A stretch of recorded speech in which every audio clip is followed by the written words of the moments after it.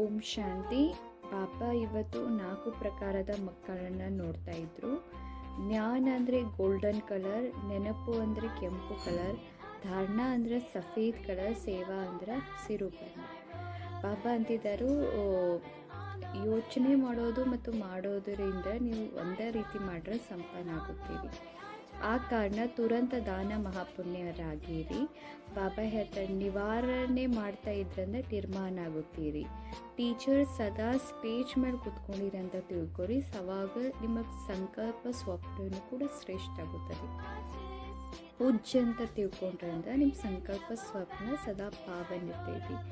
ಅಬುದಲ್ಲಿ ಬರೋದಂದ್ರೆ ಭಾಗ್ಯದ ನಿಶಾನಿ.